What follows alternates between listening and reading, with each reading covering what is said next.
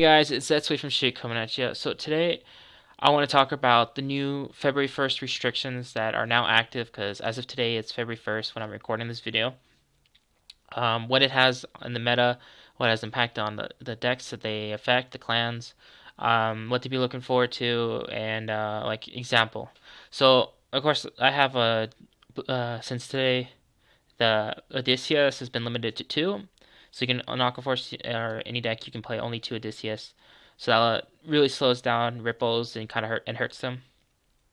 And then for Royal Paladin, you can now only play Sword Me in decks that have only Grade 3 Jewel Knights in their name. So that means you can't play like Sanctuary Guard Dragon mixed in with Ashley Reverse, or Sanctuary Guard Dragon, or Thingsaver mixed in with Salome or whatever. It has to be all Grade 3s with Jewel Knight in their name. Well, it doesn't really matter too much for Royal Paladin because they just got Evangeline, so it's kind of like Regalia, so it's still really good. They can still play cards to get multiple attacks. They can play Twin Sword, I think that's his name, and then they can do a whole bunch of stuff to still be able to do big combinations they would have done with Sanctuary Guard Dragon. While Aquaforce still has Blue Wave and Thavis. Blue Wave being the most competitive deck now for Aquaforce.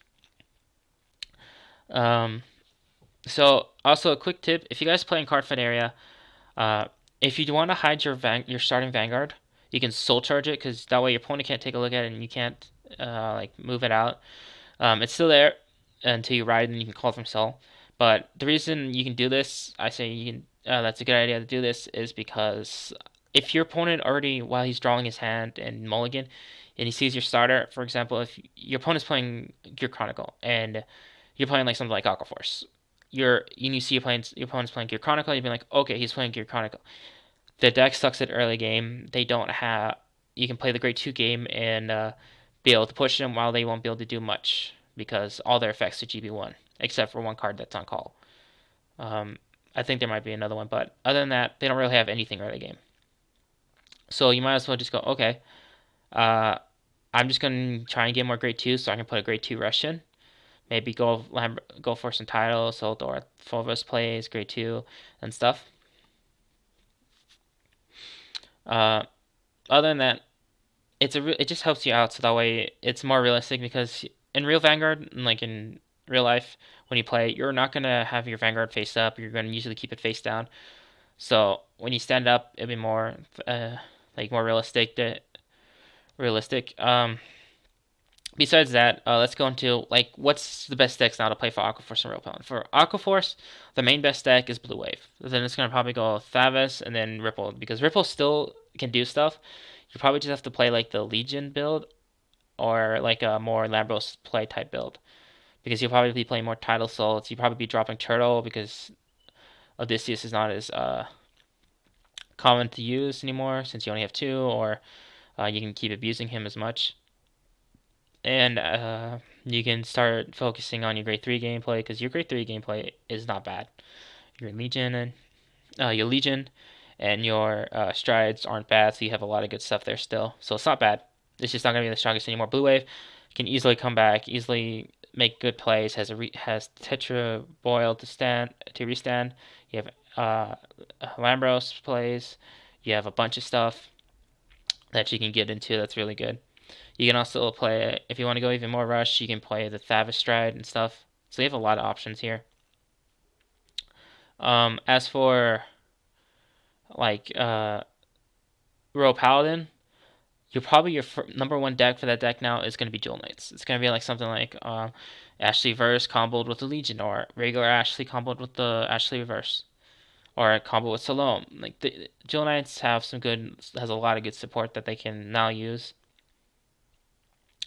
So as for other following decks, Sanctuary Guard would be number two, and then like Alt Mile with Thing or Alt Mile with Sanctuary Guard would be good. As your other decks, if you don't want to play Jewel Knights,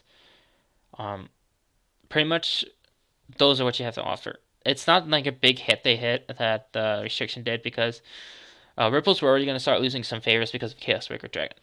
Because personally, I was already ready to switch over. I have my Blue Wave deck already built. Probably have my deck profile up soon. I had it uploaded to YouTube, but I had the wrong video format, so I have to remake the video because YouTube didn't accept it. So if you want to guys see my deck profile for Blue Wave, I'll have it up probably this week or next week. Probably when I have time, because I'm pretty much busy with midterms right now. As for if you guys are wondering, because you guys can see right now, I have a Gory Maelstrom hand going like, why are you playing Gory Maelstrom in your deck? Why not just play a 4 Tetra Drive, 4 Anger Ball? The reason I take in a Gory Maelstrom is because you can actually toolbox him with Bright Shooter, because you just have to have a Blue Wave Vanguard for Bright Shooter, so you can still grab Gory Maelstrom, and if your opponent forgets that you have a Gory Maelstrom hand, and you get the crit, you can be like, okay, add Gory Maelstrom turn, next turn, right Gory Maelstrom, 5 damage, call the crit, swing, he's at 5, if he doesn't have enough to intercept, or if you call a draw trigger, or the penguin, not the penguin, the pelican. No, just call it the bird because I can't remember the exact name. Or seagull. Whatever. The bird. And give like the Vanguard 3k. Your opponent won't be able to intercept and he'll be at 5. So it's kind of like the Maelstrom decks combo now where you go Breakray, Gory Maelstrom, and the new Maelstrom Breakray to not let your opponent guard. So that's one thing. But it's a very good combo against Chaos Breaker Dragon, or if you got great stock. Like this is the combo with Gory Maelstrom has actually won me some games. I know some people who will tech in a Skyros instead of Gory because Skyros will put a resist on your front row. I playtested that, it didn't work out well at all because one, your opponent can still use Chaos Universe to call a card from your hand. Two, it's a GB1, so if you rode grade 3 first, your opponent can just go, oh, Chaos Breaker, lock your front row, even if you already had units in the front row. Like if you had your full front row filled already, you just want to just go, okay, I right Chaos Universe. No, right Chaos Breaker Dragon, use this effect, lock your front row, and then retire it, and then use Chaos Universe next turn, call a card from your hand, lock it, and so you're still stuck with your rear guards locked. But while Gory Maelstrom, and then you also have to draw Skyros early game to be able to start doing that. While Gory Maelstrom, you can just draw him, and then you just go, okay, ride him and use him.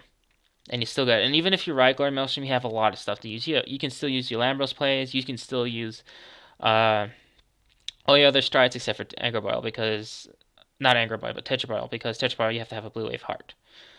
But that's not a really big deal because Lambros is still really good. That's one thing. So if you guys want to know like the future meta, what to expect, pretty much right now the main decks that stick out are Blue Wave and Chaos Breaker Dragon. Because Blue Wave, again, restanding Stride, restanding Grade 3. So you have Tetra Boil to restand. You have Tetra Drive to restand. You have you have a bunch of, you have draw power. You have multiple attacks. You can attack from back row. While Chaos Breaker Dragon can lock from hand and stuff. Omega Lock, retire, draw. It has a lot of combinations. So those are like the main decks that stick out right now. As for other decks, the follow-up would be like Jewel Knights with Evangeline. And then you have like Sanctuary Guard still. You have Shadow Paladin still good. Shadow Paladin just kind of falls to Chaos Breaker Dragon because they can just make it so that you don't have the ability to restand with your Abyss because of the fact that they'll triangle lock you or just lock a full column and lock a front row. So you only have 2 units, and right now Revengers don't have a Revenger unit that is, when it's retired, it counts as 2 retires. If it did get that in new support in set 6, that will be good. But right now they only have units of Superior Goal. Other than that, they can still go a bit. They can still go Diablo, but that's not gonna matter too much because Chaos Breaker's got hand size. Chaos Breaker's got superior call ability with Colony Maker. So pretty much that's what you're gonna see really that sticks out. You may see other decks because the Fire Splash gets some really support. Like there's Steel Dragon's good, Beasties are good, and they're getting new support. But again, they fail the Chaos Breaker Dragon. They still have a hand size commitment, and they can get rushed early because they have a hand size commitment. So you can just rush that deck, and they'll have trouble. Again, it's kind of like that. It's whatever deck can fit that has flexibility is really good. But don't get me wrong, it doesn't mean it's just like, oh, you have to play Blue Wave and Chaos Breaker Dragon. Like, that's what's going to win. It's just like decks that really do stick out and that have good support. Alright, so this is Setsu signing out. I hope you guys enjoyed the video. If you did, go ahead and give the video a thumbs up. And have a good day.